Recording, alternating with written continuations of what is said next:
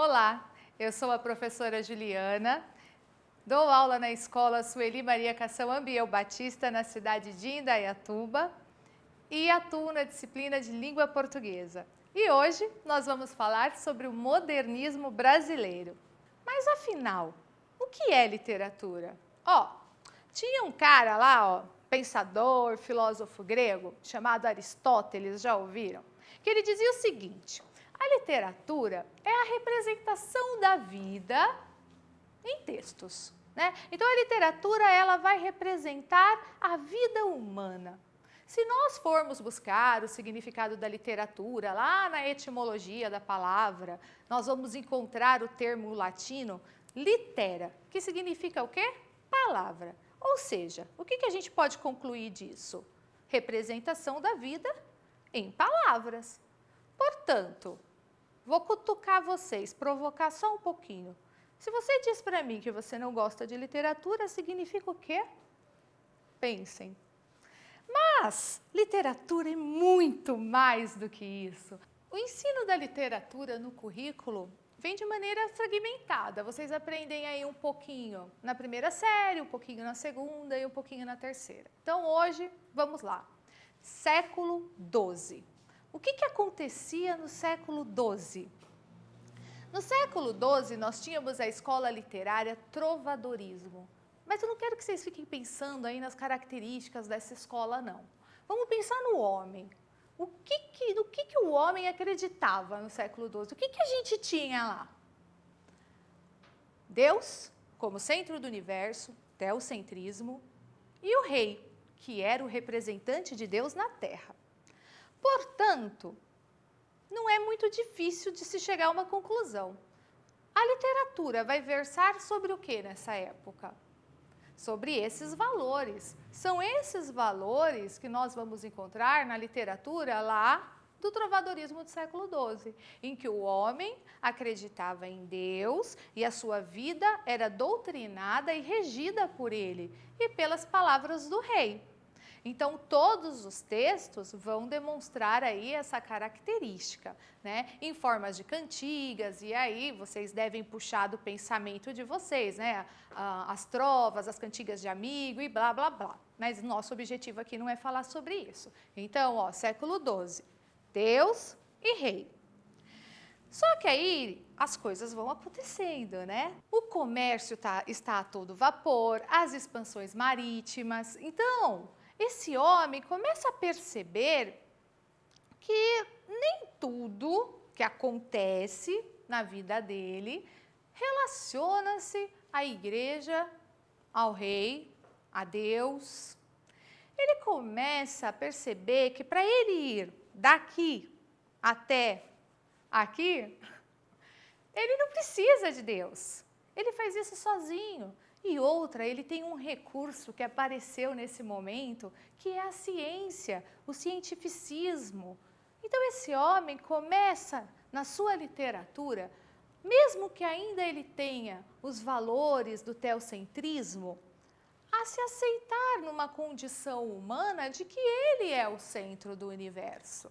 Então, na literatura, depois da literatura trovadoresca, nós vamos ter aí o humanismo, em que o homem começa a se colocar no centro de tudo.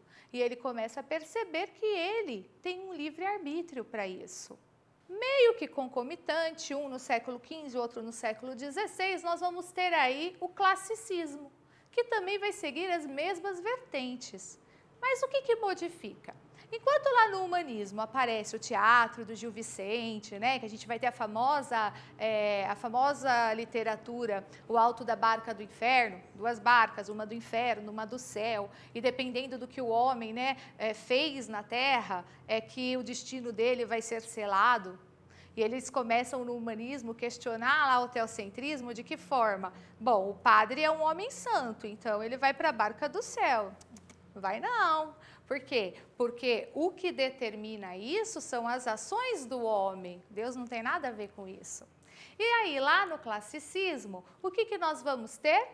Uma literatura que retoma os modelos clássicos, que vai lá para a mitologia grega e vai trazer os deuses com a letra minúscula, que é a forma como eles vão contestar o teocentrismo.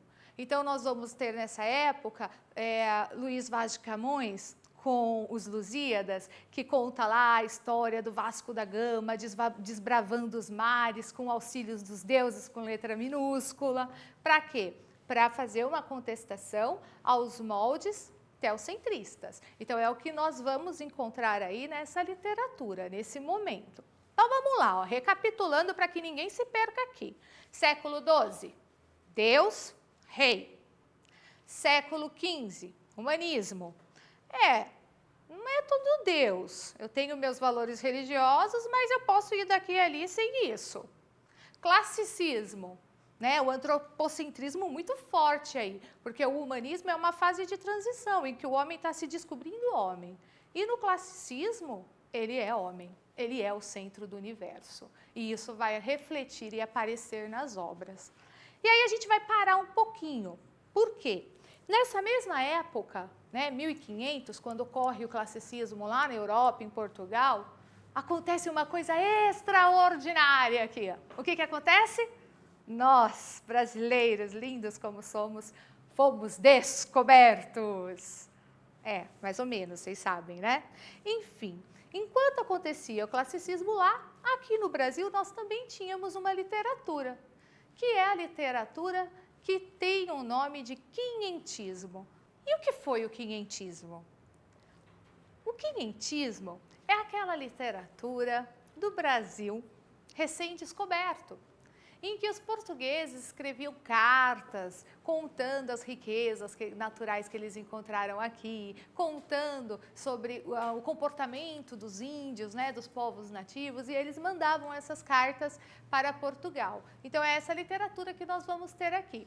E também os textos jesuíticos, porque vamos nos lembrar que quando os portugueses vieram, eles quiseram impor, né, a tua religião aos índios. Então, eles começaram a catequese. E esses textos, esses sermões bíblicos, também fazem parte desse momento da literatura. Inclusive, os sermões, o sermão do Padre Vieira, que está aí, cai em quase todos os vestibulares.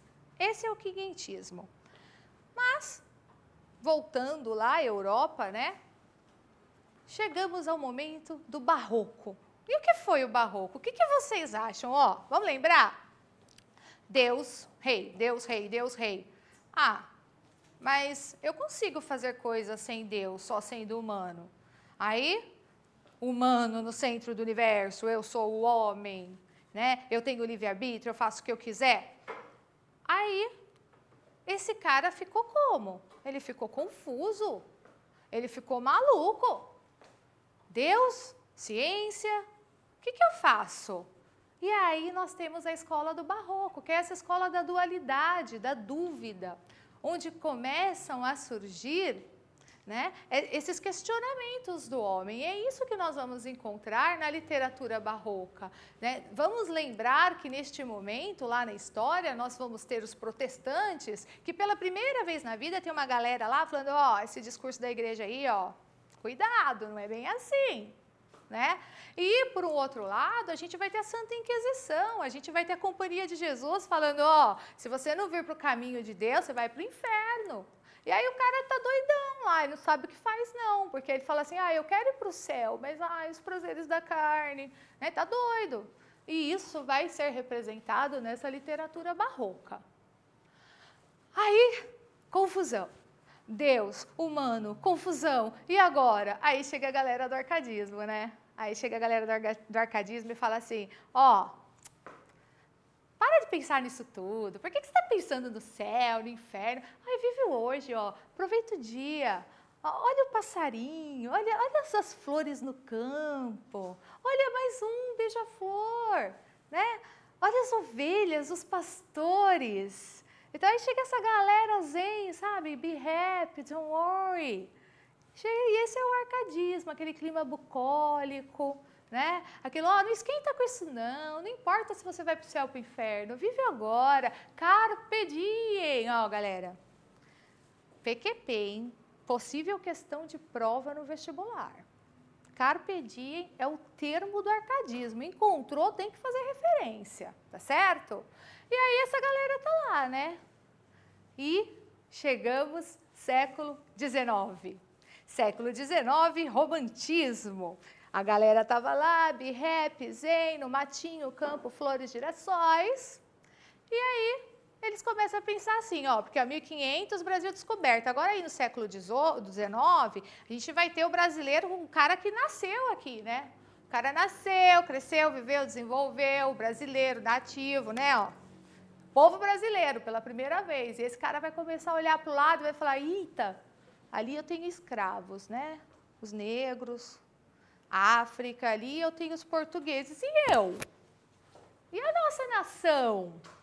E aí eles começam a querer uma nação, uma identidade nacional. E o romantismo é essa escola que vai buscar isso de 3 maneiras. Numa primeira fase, que a gente chama de fase nacionalista ou indianista, né, em que eles começam a querer mostrar o índio, começam a querer mostrar o Brasil, só que eles idealizam, né, eles mostram de uma forma diferente. O índio é aquele cara fortão, educado, né, que deita para a moça passar em cima, né? Vem o José de Alencar aí com o Guarani, Iracema. Então, eles trazem o índio, mas não é realmente o índio, né?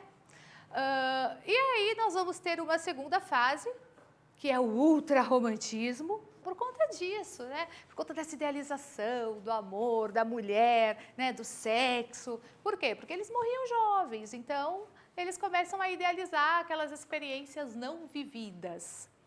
E, seguindo, nós vamos ter uma terceira fase, que aí tem um representante, né? O Castro Alves, que começa a olhar e fala assim, ó, galera, tá bom, vocês estão falando aí do índio, né? Teve o mal do século, mas tem outras coisas acontecendo aqui. E aí ele vai se voltar aí para um Brasil mais livre, né? Ele começa a escrever bastante sobre a escravidão, né? Sobre essa condição que precisa ser melhorada aí no Brasil. Mas tudo de maneira sempre muito subjetiva, sempre muito embutida e idealizada. E aí, galera, chega quem? Chega o Machadão, né? Vem Machado de Assis e fala assim, ó, vocês estão doidão, né? Ficar idealizando, né? Não precisa idealizar, ó, vamos ver a realidade tal qual ela é? Tudo bem, vocês querem uma identidade nacional? Então, pelo menos que essa identidade nacional seja real. A gente não vai se construir numa mentira. E aí, Machado de Assis inaugura aí o realismo com uma obra Memórias Póstumas de Brás Cubas, que é o cara que morreu, né? Começa a obra assim, o cara morreu, tá lá no velório dele, e ele começa a contar a hipocrisia de cada uma daquelas pessoas que estão lá chorando no caixão dele. Então, o Machado faz isso, o realismo é isso, ele faz recortes da realidade e ele traz as hipocrisias, principalmente as hipocrisias da burguesia da época. Então, o realismo vai trazer isso, essa linguagem aí descritiva, muito descritiva, para mostrar o que acontecia de fato ali na sociedade. Concomitante ao realismo, nós vamos ter o naturalismo, que tem todas as características do realismo dentro de si, mas se difere por um ponto, pelos determinismos. Porque no naturalismo, eles vão dizer assim, ó, o homem, ele se consagra pelo meio social em que ele vive. Então, não adianta você ter muitas esperanças. Por exemplo, determinismo de meio. Cara, se você é pobre, teu pai era pobre, teu filho vai ser pobre, não adianta você querer ser rico. Esse negócio de, só tem 2 chances de ser rico, nascer ou casar, não existe no naturalismo. Se é pobre, você vai ser pobre, vai morrer pobre, meu filho.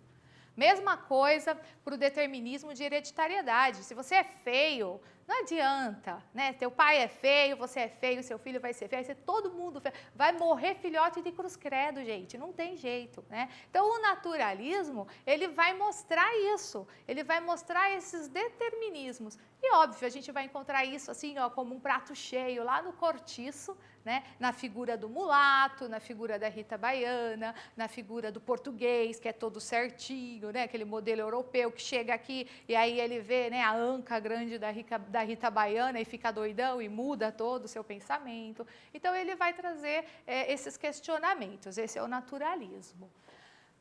Junto, vocês viram que no século XIX a gente vai ter 4 escolas aí, né? Junto a tudo isso, a gente tem um cara chamado Olavo Bilac, que é apaixonado por poesia, é apaixonado por literatura, que nem eu. Aliás, Olavo Bilac é o nome do meu gatinho. E ele monta, com mais 2 autores, né, o Raimundo Correia e o Alberto de Oliveira, uma tríade.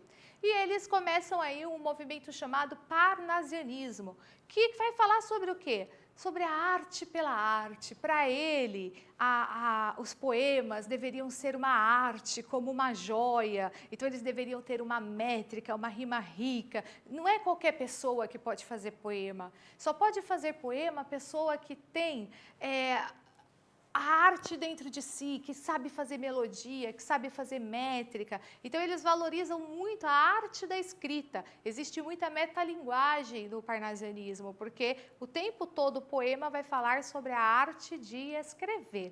E tem os caras simbolistas, tem o simbolismo, né? O cara lá do simbolismo não olha para o modernismo, não me encaixa no modernismo, também não me encaixo aí no realismo, e também não estou gostando desse negócio de parnasianismo, não, então vou para o outro lado, né? Então ele fala assim, o romantismo é eu, né? Eles são super individualistas. Aí o realismo é só a sociedade, sociedade, sociedade. Aí o parnasianismo é a arte, a literatura. E os caras falam assim, pô, e eu? Eu tenho um espírito, né? Eu tenho um espírito, eu tenho o meu interno aqui, a minha alma.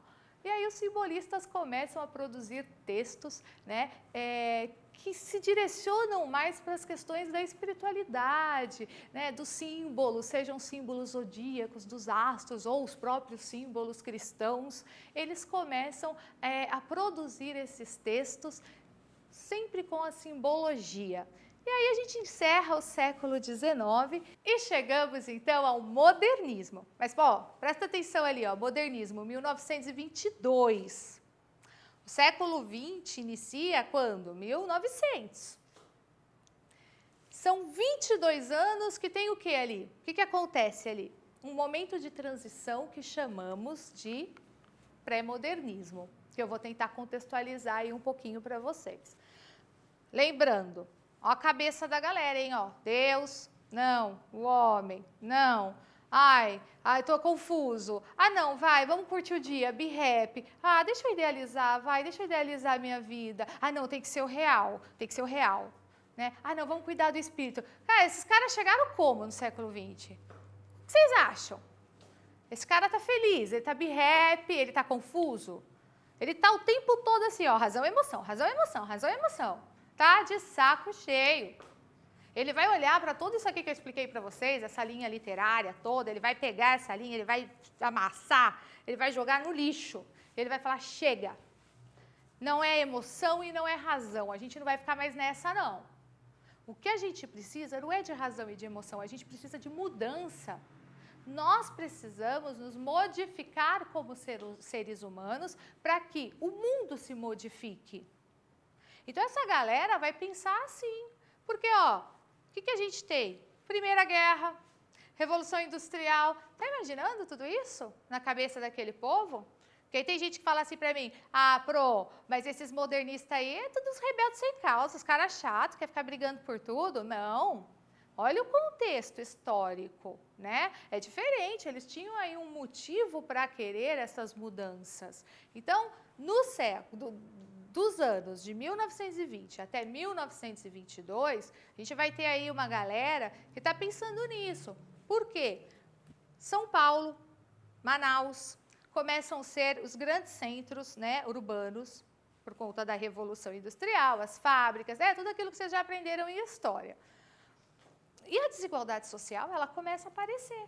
Por quê? Porque as pessoas começam a vir lá do Nordeste para São Paulo, e aí elas chegam aqui e, cadê a vida boa? Não tem. E elas começam a ficar às margens da sociedade. A mesma coisa, se vocês pararem para pensar, 1900, em 1888, a gente teve a abolição da escravatura, e esses escravos estão lá, marginalizados também. Começam a surgir os cortiços, começam a surgir as favelas, e a desigualdade social fica muito gritante. Ela já existia, desigualdade social sempre existiu, mas antes ela era escondida, agora ela está ali para quem passar e para quem ver. E aí esses autores começam a olhar para isso e começam a se incomodar. Que autores que eu estou falando? Pré-modernismo. Monteiro Lobato, que olha para tudo isso, escreve um livro chamado Urupês, em que ele vai questionar aí um pouquinho, vai falar bastante também sobre a decadência do café. Temos também aí o Euclides da Cunha, que escreve Os Sertões, que vai retratar, né, a revolta dos canudos, Graça Aranha com Canaã. Nós temos Lima Barreto, que vai trazer O Triste Fim, do Policarpo Quaresma, que vai falar um pouquinho sobre a reforma agrária. Então, nesse momento, nós vamos ter vários autores com esse olhar mais crítico, com esses textos mais jornalísticos, de investigação. Só que o que acontece? Cada autor é de uma região diferente. Então, eles vão falar sobre aqueles problemas que cabem a eles, né, ao contexto deles. E acaba que é um momento que a literatura não tem uma característica própria. Por isso, ela não é considerada um movimento literário, e sim somente um momento de transição. E aí, no Brasil, acontecendo esse pré-modernismo, enquanto isso, nós tínhamos lá na Europa acontecendo as vanguardas, né? O cubismo, expressionismo, futurismo, né? Todos os ismos. E nós tínhamos autores brasileiros, pessoas, representantes importantes da literatura, que estavam lá na Europa e que retornam aí para o Brasil, um deles é Oswald de Andrade, e que eles vão trazer aí essas vanguardas, esses pensamentos de vanguardas muito forte, e eles vão querer trazer isso para o Brasil, né? Todos esses pensamentos de mudança, de até um pouco radicais em relação a tudo. E chegamos, então, à Semana de Arte Moderna. Um fato muito importante, o Oswald de Andrade retorna ao Brasil, aluga esse apartamento lá no centro da cidade, e lá ele vai se encontrar com diversos artistas, e aí é o momento em que as artes elas se misturam, músicos, artistas plásticos, e não só os escritores. E eles começam a pensar o que fazer para que a mudança ocorra. E nós chegamos, então, à Semana de Arte Moderna, que foi o início do modernismo no Brasil, né? A gente fala em Semana da Arte Moderna, mas ela aconteceu em apenas 3 dias, 13, 15 e 17 de fevereiro de 1922. E eu gostaria muito de ter muito mais tempo para falar com vocês só sobre a Semana de Arte Moderna, mas para tentar simplificar, eles alugaram o saguão principal do Teatro Municipal de São Paulo. E por quê? Em São Paulo, porque São Paulo era o grande centro cultural, né, o grande centro econômico aí do momento, embora não fosse a capital. E convidaram, né, as pessoas a conhecerem essa nova arte. Num primeiro dia, o conferencista foi o Graça Aranha, que trouxe ali um discurso morno, nem muito para lá, nem muito para cá, ficou aquela coisa morna. O segundo dia foi o Menotti Del Pitta, que é um dos grupos dos 5, e ele leu um poema chamado Ode ao Burguês. Imaginem vocês que o Teatro Municipal estava repleto de burgueses. E ele começou a ler. Eia, 2 a 2, marchem todos para a central do meu rancor inebriante, fora o bom burguês. O que vocês acham que aconteceu? A galera gostou? Aí foi uma vaia, né? O pessoal não aderiu ao movimento. Aí ele chegou para o Mário e falou: Ih, Mário, lascou, vai lá acalmar o povo. Por quê? Porque o Mário de Andrade era um cara intelectual, conhecido. E aí o Mário foi lá e começou a ler naquela balbúrdia, naquela bagunça, o prefácio interessantíssimo do livro Pauliceia Desvairada. E aí ele começou: leitor, está fundado o desvairismo, né? Está fundada a loucura. E aí um cara lá da plateia pega e começa a latir, enquanto o Mário de Andrade tá lá falando. E aí ele vira e fala: nossa, temos um cachorro, né? Aí o pessoal começou a rir, e aí no segundo dia foi assim, 50%, 50%, 50-50, ficou assim, ó, meio a meio, né? E no terceiro dia foi o músico Villa-Lobos, né, que ele trouxe lá uma música renovada também esteticamente, e terminamos a Semana da Arte Moderna com adeptos e não adeptos. Inclusive, uma das pessoas que não eram adeptas era o nosso querido Monteiro Lobato. E inicia, então, o modernismo, que acontece no Brasil em 3 fases. Vamos guardar? Primeira fase, que é a aula de hoje, que daqui a pouquinho a gente vai falar sobre tudo. Fase heróica, de 1922 até 1930. Por que fase heróica? Porque é a fase dos heróis que estão mudando a arte brasileira. Segunda fase, de 1930 a 1945, chamada fase da consolidação. Por quê? Porque é o momento em que eles vão consolidar todas aquelas ideias levantadas na primeira fase. E a terceira fase, que se inicia em 1945 e não termina, porque é a fase derradeira da literatura. Depois disso não temos mais nada, né? Então, depois disso tudo é pós-moderno, que é o momento que a gente vai ter a geração de 45, que são os autores como Clarice Lispector, enfim. Voltando então aqui, ó, primeira fase heróica, fase moderna, tá certo? Características. Com tudo que eu falei para vocês, já dá para ter uma certa noção das características dessa primeira fase, ó. Ruptura com o academicismo. O que seria isso? Ó, chega, a gente não quer mais esses textos quadradinhos, formais, escritos com perfeição, né? Escritos para intelectuais. Não, a gente quer um texto mais popular, mais para o povão, sabe? É a arte para o povo e com o povo. A gente não quer mais essa coisa assim, só intelectual que lê. Então, assim, chega disso. Nós vamos ter a valorização do cotidiano. Gente, pelo amor de Deus, a gente está no século XX, vocês vão ficar aí falando do amor, da flor, a lua esmalha. Não, não é o momento. Né? A gente vai falar da pedra, que é um obstáculo. Né? A gente vai falar da nossa privada, se a gente quiser. Então, eles vão falar de qualquer tema, eles vão trazer qualquer temática, e temáticas que se aproximam do dia a dia do homem. Eu não vou ficar falando lá da lua, ok? Oposição ao parnasianismo. Lembra lá o Olavo Bilac, meu gatinho? Então, o Olavo Bilac que exigia uma perfeição estética na escrita. Então, é óbvio que eles vão se opor a isso. Inclusive, existe um poema que convido vocês a depois pesquisarem, chamado Os Sapos, que é um poema que vai contestar, né, 100% essa escola parnasiana. Renovações estéticas, artísticas e de linguagem. Eles saem experimentando tudo, né? Essa primeira fase brinca assim com a linguagem de maneira inesperada. Então eles falam assim, por que eu tenho que escrever da esquerda para a direita, uma linha abaixo? Não, eu quero escrever de baixo para cima, eu quero escrever na diagonal, uma palavra aqui, outra aqui. Olha, eu vou escrever formando um carro.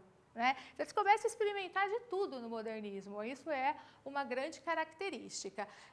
Resgate das raízes culturais brasileiras. A gente vive no Brasil, a gente tem que retratar o Brasil, porque até então, gente, se vocês se lembram um pouquinho do que eu falei, tudo vinha lá dos moldes europeus. Né? E agora eles queriam falar do folclore, do povo brasileiro, das questões sociais brasileiras, né? Eles eram muito engajados socialmente e politicamente.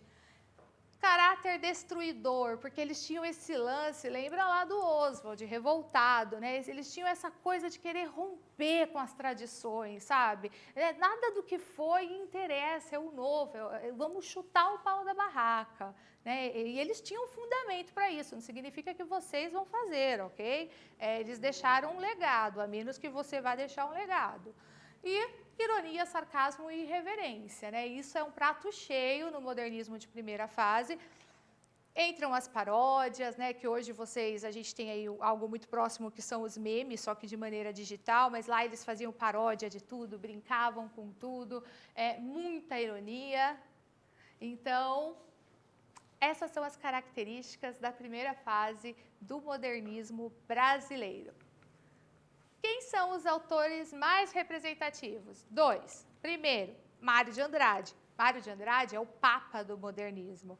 Ele é o cara intelectual que também tinha sua revolta, também queria romper com tudo, assim como o Oswald, mas ele era um cara que queria fundamentar, trazer essa revolta na teoria, né? Ele era mais contido. E não é por ser contido que ele também não fez a diferença nesse momento. E o Oswald de Andrade, que é o cara lá que eu falei para vocês, revoltado e que vinha com tudo e que se indignava muito e realmente com as coisas. Obras. Mário de Andrade, 2 obras importantes. Pauliceia Desvairada, que é aquela que eu falei para vocês, do prefácio interessantíssimo que ele leu lá no segundo dia da Semana de Arte Moderna. Nesse livro também, o 9º poema é o Ode ao Burguês, que também foi lido na Semana de Arte Moderna, e o livro Macunaíma. que é a obra, assim, uma prosa, em prosa, que traz o Brasil em toda a sua essência. Então, o Mário de Andrade fez uma pesquisa e ele traz esse índio, Macunaíma é um índio, e ele é um índio que é negro e que depois fica branco. E por que isso? Porque ele quis mostrar a miscigenação, né, do povo brasileiro. Ele tem aí um índio, Macunaíma, ficou 6 anos sem falar. E a primeira palavra que ele falou foi, ai, que preguiça, né? Ele é preguiçoso, ele é malandro, ele dá o jeitinho brasileiro em tudo. Estão se reconhecendo? Então, né, é isso que o Mário quis, ele quis representar o povo brasileiro. Óbvio que a gente não vai ter só coisa ruim, né, gente? O brasileiro tem muita coisa boa, mas ele quis trazer aí o Brasil, e ele trouxe. E tem muita questão folclórica também no livro Macunaíma. Não deixem de ler, é uma obra assim necessária, não para vestibular, mas para a vida, para vocês se identificarem.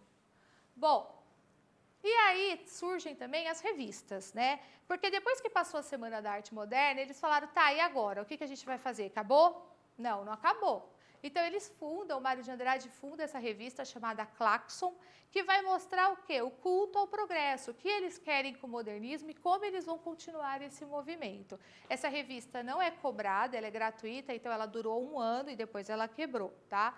E o Oswald cria 2 manifestos que são importantes nesse momento. O primeiro é o Manifesto Pau-Brasil, em que ele vai falar dessa linguagem, que ele quer uma linguagem mais próxima, né, das pessoas, do cotidiano. Então, é um manifesto em que ele vai lutar por isso. E o Manifesto Antropofágico, em que o Oswald ele vai dizer o quê?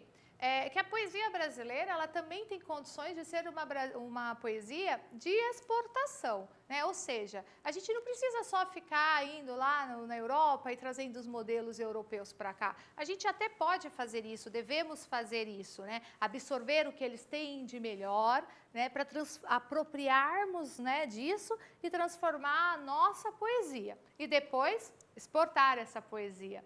E o Manifesto Verde Amarelismo, escrito por Menotti Del Pitta, que vai ter aí também os mesmos ideais do Oswald, só que ele vai para um lado mais ufanista, né? Ele é mais patriota, ele começa a ter um certo preconceito com aquilo que é do estrangeiro.